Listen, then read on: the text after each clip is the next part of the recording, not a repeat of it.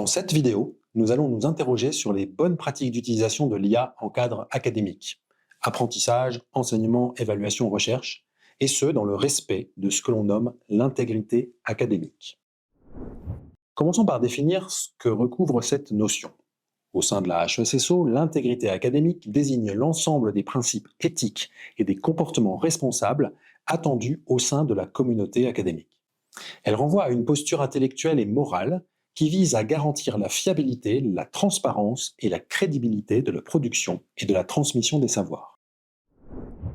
Elle repose sur des valeurs fondamentales, parmi lesquelles l'honnêteté dans la conduite des travaux et l'attribution des sources, la responsabilité dans le respect des règles, des méthodes et des engagements, la loyauté et l'équité dans les interactions avec autrui et l'évaluation du travail, la rigueur dans la collecte, l'analyse et la présentation des données, la transparence dans la déclaration des contributions et des conflits d'intérêts, le respect tant des personnes que des normes institutionnelles.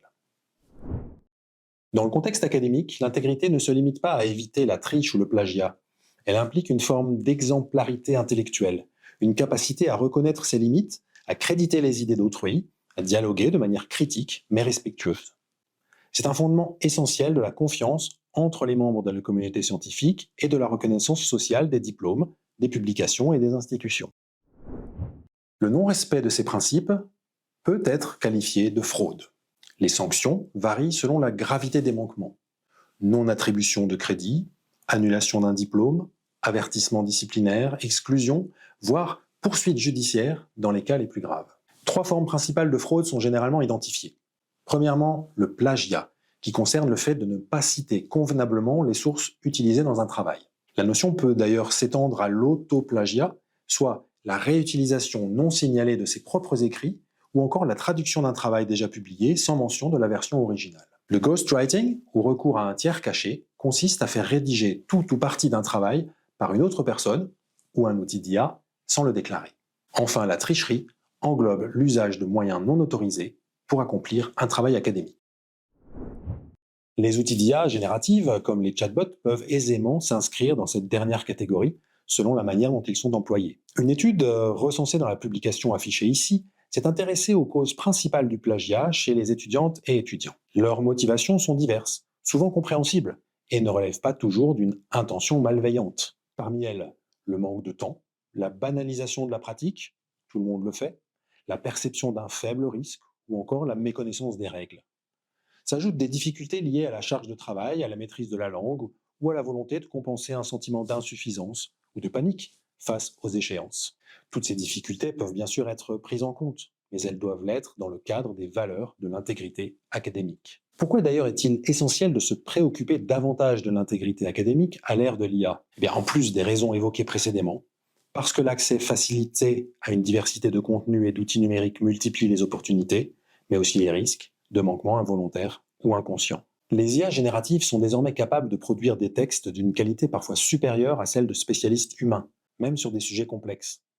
Leur intégration progressive dans les outils bureautiques en banalise l'usage, au point de les rendre aussi ordinaires qu'un correcteur orthographique et que l'utilisateur ou l'utilisatrice puisse finir par oublier qu'il ou elle s'appuie sur une IA. Certains outils permettent déjà de générer une vidéo complète à partir d'un simple PowerPoint, avec voix et avatar animés. Il est même possible de cloner une voix ou un visage. Et il suffit d'un prompt maladroit pour qu'un chatbot rédige en quelques secondes une dissertation entière, pas parfaite mais souvent suffisante. Ce phénomène inquiète légitimement les enseignantes et enseignants qui doivent adapter leurs modalités d'évaluation. Quant aux étudiantes et étudiants, il leur revient d'utiliser ces outils avec discernement pour ne pas compromettre leur intégrité académique. Sur la question spécifique du plagiat, il convient de nuancer les choses. Les chatbots génèrent en général du texte original, construit à partir de motifs appris lors de leur entraînement. Ils ne copient pas intentionnellement. Cependant, certaines versions plus récentes peuvent accéder à des contenus en ligne et reproduire, parfois sans le signaler, des passages existants. Il arrive aussi qu'une source soit mentionnée sans que les guillemets soient utilisés, donnant l'illusion d'une reformulation alors qu'il s'agit d'une citation. Cela dit, même lorsqu'un chatbot produit un texte inédit, le fait de le présenter comme sien, sans le signaler, constitue une forme de tromperie. Le plagiat, stricto sensu, suppose qu'on s'approprie les mots ou les idées de quelqu'un. Un chatbot n'étant pas une personne, on peut difficilement parler de vol intellectuel. mais cela ne signifie pas qu'il est éthique de s'approprier sa production. C'est pourquoi il est sans doute plus pertinent de recentrer le débat sur la question de l'intégrité, plutôt que de débattre sans fin sur ce qui relève ou non du plagiat. Mais vous, avez-vous l'impression de tricher lorsque vous recourez à l'IA pour produire un travail ?